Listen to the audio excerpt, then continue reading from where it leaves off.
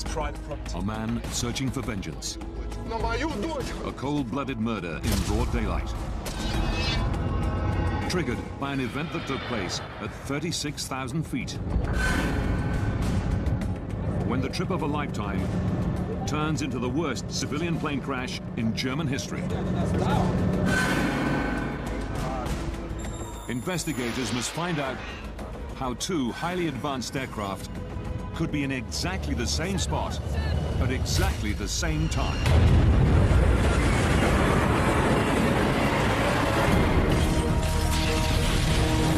Disasters don't just happen. They're triggered by a chain of critical events. Unravel the fateful decisions in those final seconds from disaster.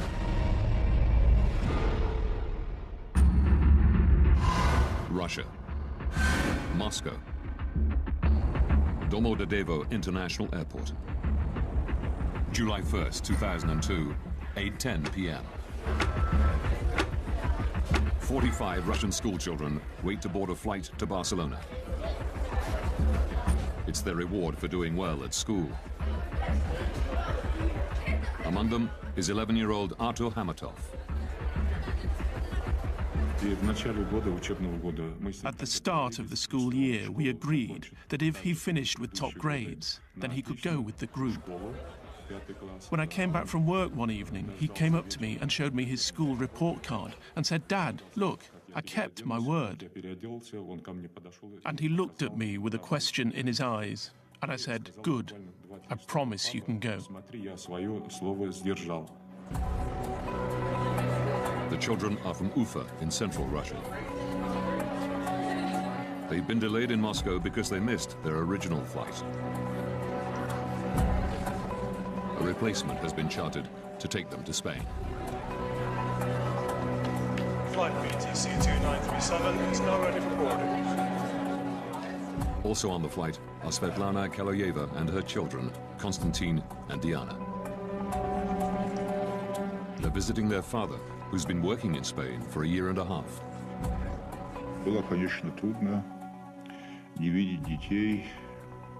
I spoke to them on the phone every day, which made my stay easier. But it was hard not to see my children for such a long time. Svetlana is lucky to get seats on this Bashkirian charter. Delays in getting visas meant other flights were sold out. We were finally going to see each other and we were going to have fun together.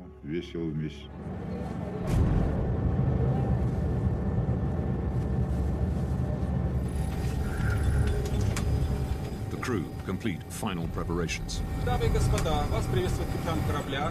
Добро пожаловать на борт башкирских авиалиний.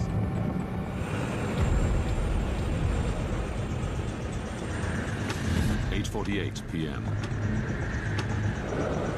The Bashkirian Charter Airlines flight BTC 2937 takes off from Moscow's Domodedovo Airport.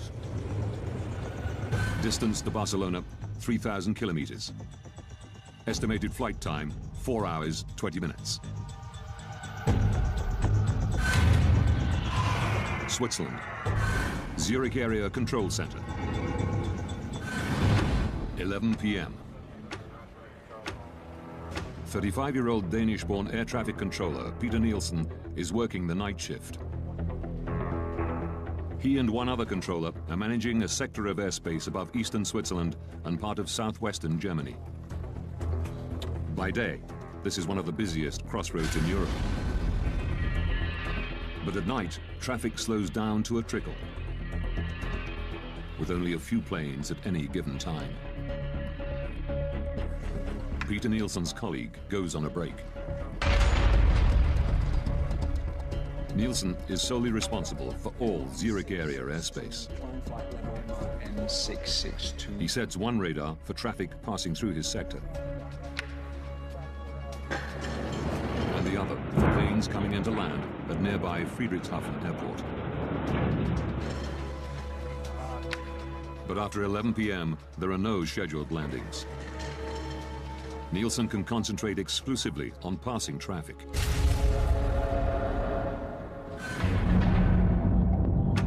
(11:06). Svetlana Kaloyeva and her children, along with the other passengers on the Bashkirian charter, cruise 36,000 feet above Austria.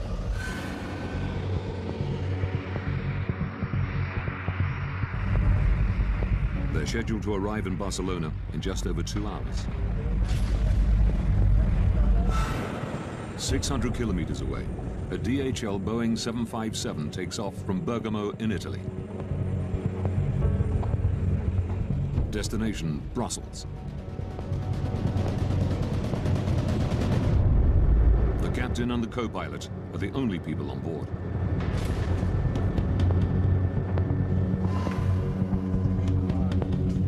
Maintenance engineers arrive in Nielsen's control room. So you will be working from the backup, okay? They've come to service the main radar.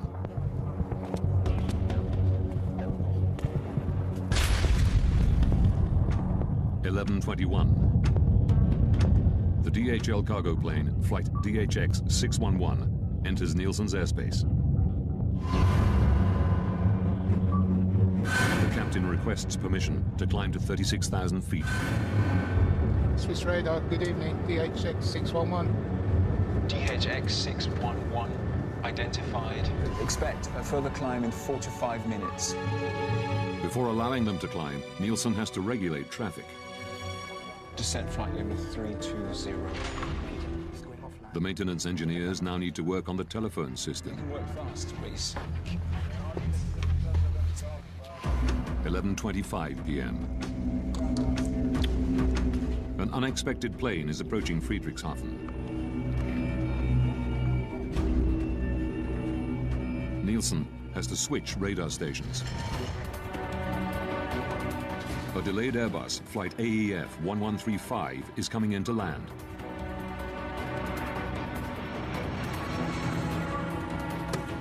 He calls the airport's control tower to let them know.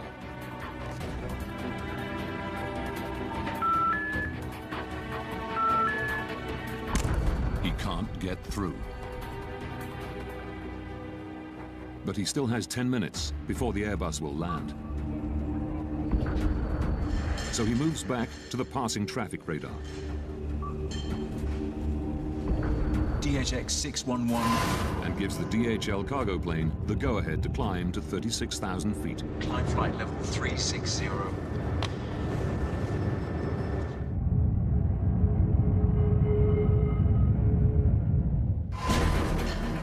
Nielsen then returns to the Airbus and calls Friedrichshafen Airport again.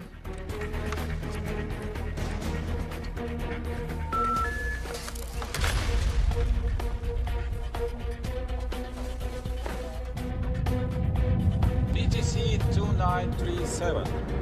The Bashkirian charter calls in as it approaches his sector. Station calling, say again? BTC 2937. Level 360. Level. But just as Nielsen acknowledges them, the Airbus contacts him. AEF 1135 is inbound. Final approach fix for ILS runway 24.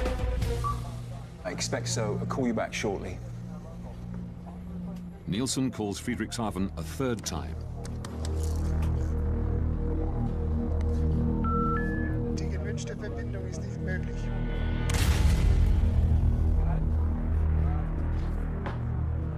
AEF 1135. He radios the Airbus and tells them to contact the airport directly. I lost my phone connection to Friedrichshafen. Could you please call them on your second set? Affirm. The DHL plane is now flying over Switzerland at 36,000 feet. Suddenly, its onboard traffic collision avoidance system, TCAS, sounds an alert. Traffic. At exactly the same time, the Bashkirian plane's TCAS system also squawks.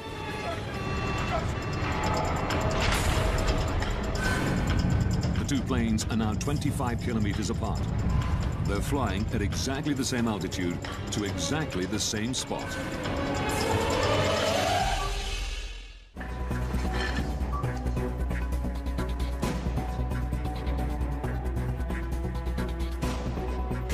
Nielsen suddenly realizes he has an urgent problem. BTC 2937. He immediately tells the Russian pilots to descend. Descent flight level 350. Expedite, I have crossing traffic. Seconds later, their TCAS system says the exact opposite. Climb, climb, climb, climb. Just climb. Climb, climb, climb, climb. At the same time, the DHL's TCAS tells it to descend. Descend, descend.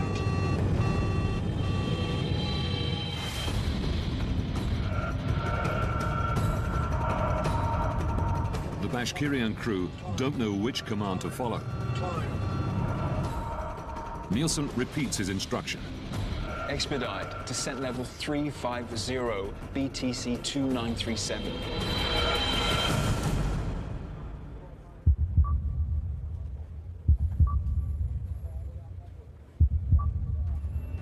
When he sees that they followed his orders, Nielsen tells them that the DHL plane is approaching from their right-hand side. We have traffic at your 2 o'clock position. Now at 360. He switches back to the Airbus.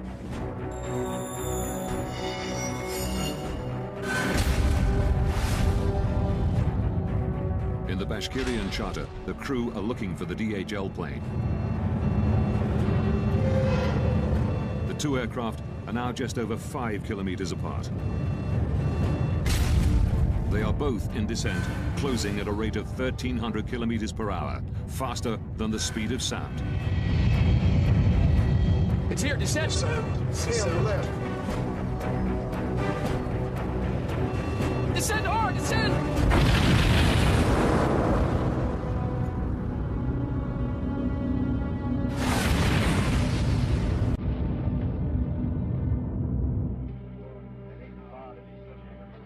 (11:35 p.m.) AEF 1135. The Airbus crew have finally made contact with Friedrichshafen Airport. Can we go, Friedrichshafen? Nielsen can now hand over the plane. Affirm. Bye-bye.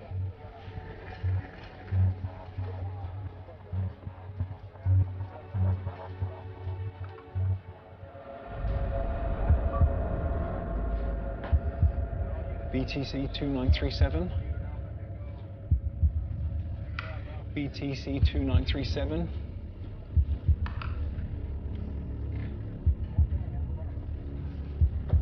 BTC 2937.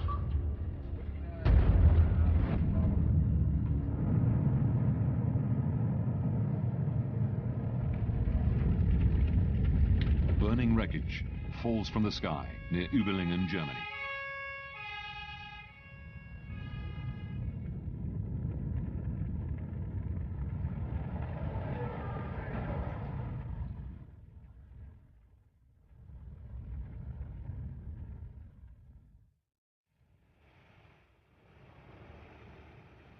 At daybreak, the police launched the biggest operation the area has ever seen. Firefighters have put out the blazing debris. Rescuers must begin the grim task of looking for bodies. The aeroplanes crashed down and all people inside are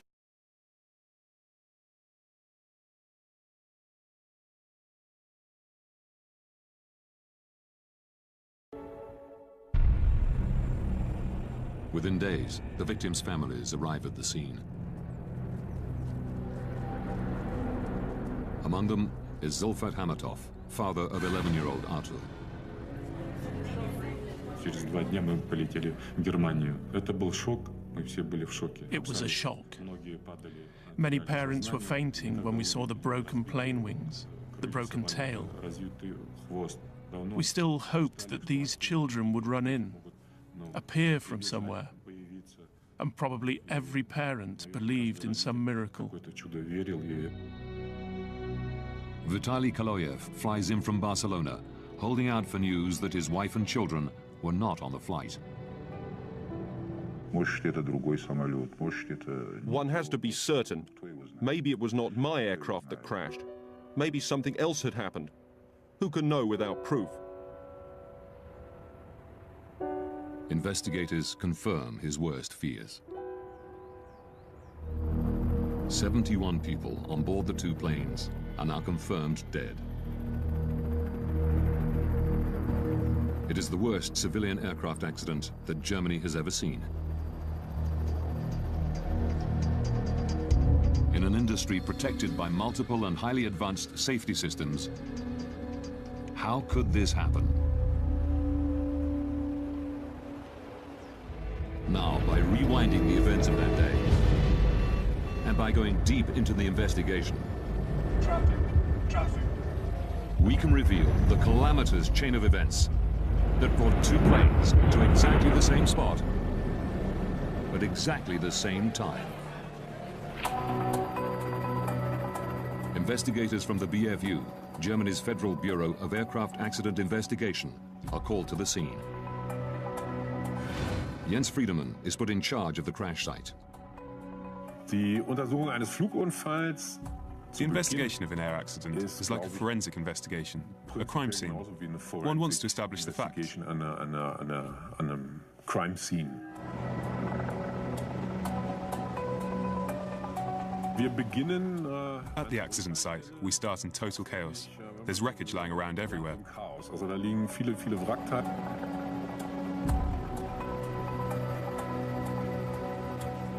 Friedemann can take nothing for granted.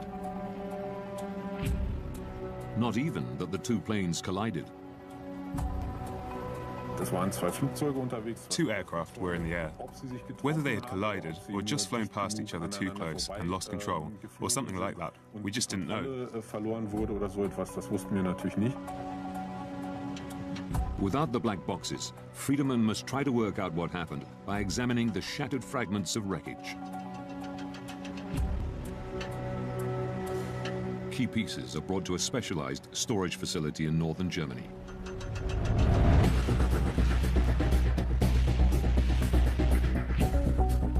To Friedemann's eye, the mangled metal soon tells a clear story.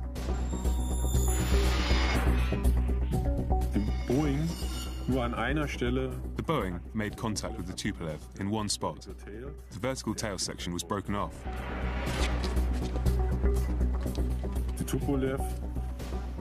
The Tupolev was damaged around the left wing and on the left-hand side of the fuselage.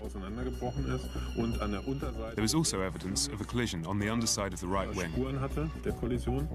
The wreckage reveals that the DHL cargo plane and the Bashkirian charter did collide mid-air.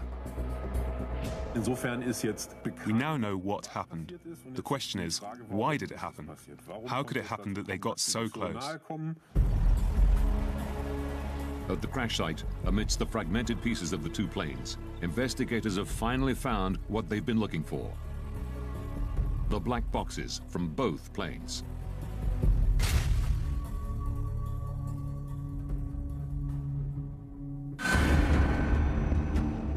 This was very important for us as accident investigators. The BFU's Johann Reuss joins the investigation. It is his job to analyze the contents of the recorders. The cockpit voice recorders help us understand what happened in the cockpit, how the pilots reach their decisions. Reuss begins by examining the pilot's traffic collision avoidance system, TCAS. Our first question was to establish whether TCAS had worked the way it was intended to, the way it was designed. TCAS builds a three-dimensional map around an aircraft using its altitude, speed, and heading. All planes fitted with TCAS constantly transmit this information to each other. If planes get too close to one another, TCAS warns the pilots. Traffic. And if necessary, gives them what is called a resolution advisory. Descend.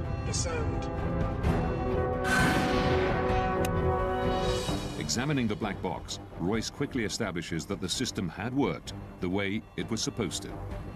Traffic. Before the collision, both TCAS systems generated and displayed a resolution advisory. The Russian Tupolev was instructed to climb, and the DHL Boeing to descend. If the aircraft had followed these instructions, there would have been no collision. But while the pilots of the DHL plane obeyed TCAS, Descend, descend. the Russian crew did not. Climb, climb.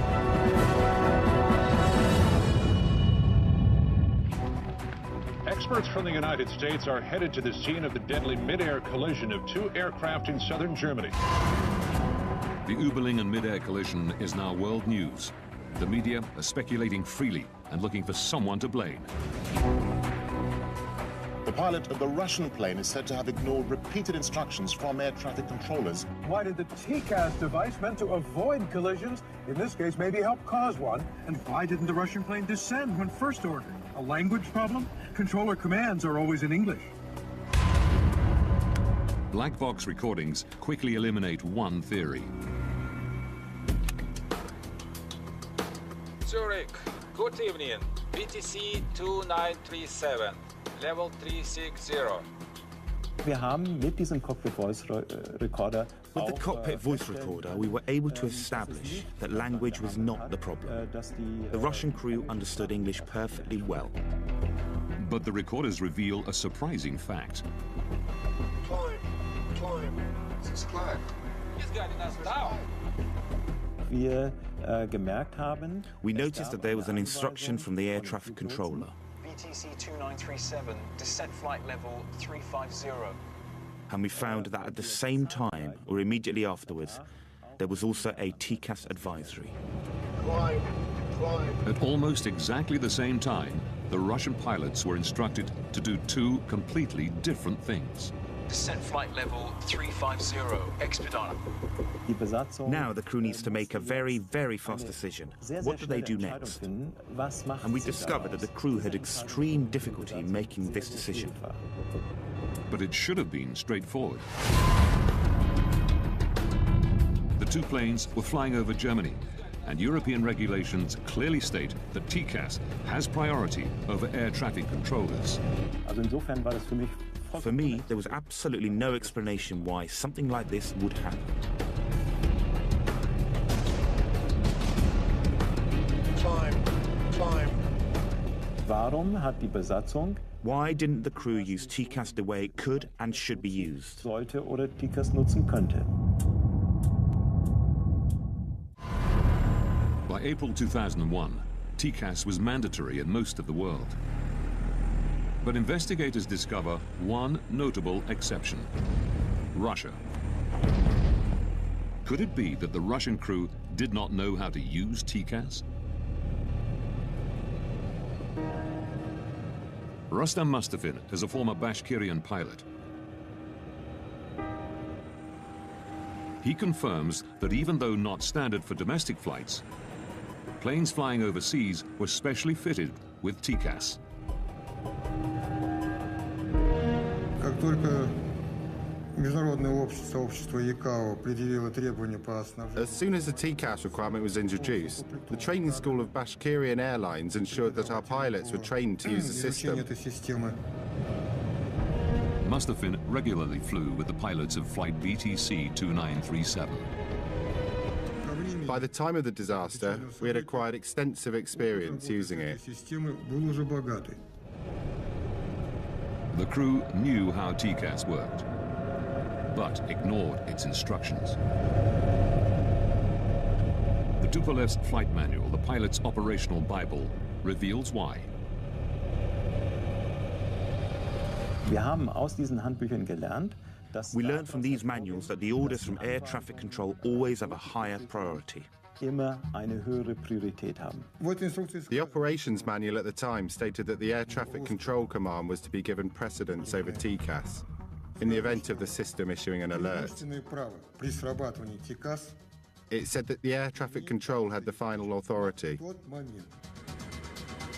Contrary to European regulations, the Russian crew were trained to use TCAS only as an advisory system and could choose to follow the controller's instructions if they wanted. They were following TCAS regulations, but Russian style. I would have done exactly what these guys did. I would have carried out the air traffic control command. Suddenly, we were able to understand why the crew acted the way they did. Investigators have discovered why both planes were in descent. While the DHL crew had followed TCAS, the Russian pilots obeyed air traffic control. But this doesn't answer a more basic question. TCAS is meant as a system of last resort. The planes shouldn't be close enough even to trigger it in the first place. Investigators have turned their attention to the air traffic control room. A controller must advise pilots to change altitude at least 2 minutes before a potential conflict. But Peter Nielsen didn't tell the Russian crew to descend until just 43 seconds before collision. BTC 2937 descent. Warum ist die Anweisung für die Why did the air Staffelung traffic controller issue the separation order so late? So spät, So late that the danger of an accident actually Gefahr existed. eines Unfalls tatsächlich gegeben war. Through shift logs and interviews, investigators learned that Nielsen was the only air traffic controller on duty on the night of July the 1st. Official Skyguide policy is to have a minimum of 2 air traffic controllers on duty at any given time. Investigators learn that it had become standard procedure at Skyguide for one controller to go on an extended break during the night shift. Tom Larsen was a close friend of Nielsen's, working alongside him for many years. The way that Peter was doing night shift, we did that all the time. There would only be one controller because there was very little traffic. Between 11 p.m. and 6 a.m., there are no scheduled landings at any of the airports in the area. But then, at about 11:25 on July the 1st, 2002, Nielsen is presented with an unexpected landing. There was an approach into Friedrichshafen Airport, which he had to coordinate. It's very unusual that one aircraft comes at that time for Friedrichshafen. I guess that the controller was a little surprised about that. Regulations state that Nielsen must contact the airport control tower before bringing the delayed plane in for landing. This should be routine. One push of a button and the phone connects directly to the Friedrichshafen tower. But records show that Nielsen can't get through. Investigators learned that because of maintenance work, Nielsen's phone system was in backup mode. Even then, the controller should be able to make a call at the push of a button. But a technical examination of the phones reveals a terrible problem.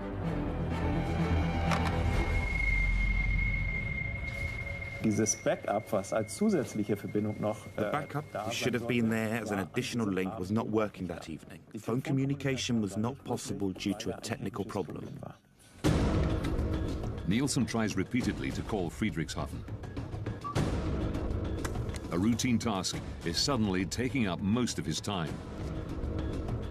Die gewünschte Verbindung ist nicht möglich. War mehr beschäftigt? He was busier than would normally have been the case because he had no way of making phone calls. He had to look for alternate solutions. He had to look for other ways to communicate. I lost my phone connection to Friedrichshafen. Could you please call them on your second set? Preoccupied with handing over the delayed Airbus, Nielsen ignores the passing train. Disasters don't just happen. They're triggered by a chain of critical events. Unravel the fateful decisions in those final seconds from disaster.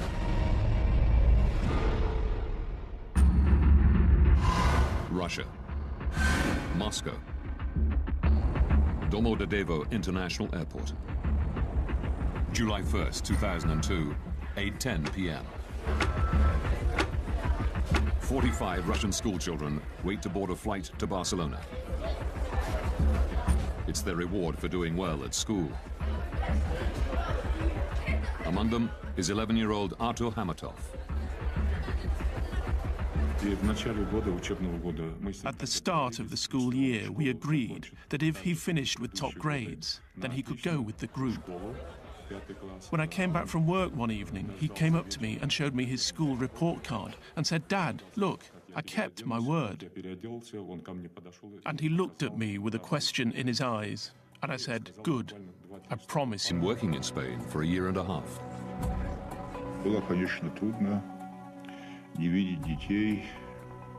I spoke to them on the phone every day, which made my stay easier.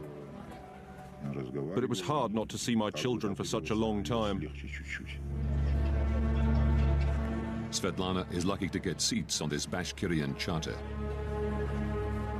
Delays in getting visas meant other flights were sold out. We were finally going to see each other and we were going to have fun together. A man searching for vengeance. A cold-blooded murder in broad daylight. Triggered by an event that took place at 36,000 feet. When the trip of a lifetime turns into the worst civilian plane crash in German history. Investigators must find out how two highly advanced aircraft could be in exactly the same spot at exactly the same time. You can go. The children are from Ufa in central Russia. They've been delayed in Moscow because they missed their original flight. A replacement has been chartered to take them to Spain. Flight BTC 2937 is now ready for boarding. Also on the flight are Svetlana Kaloyeva and her children, Konstantin and Diana. They're visiting their father,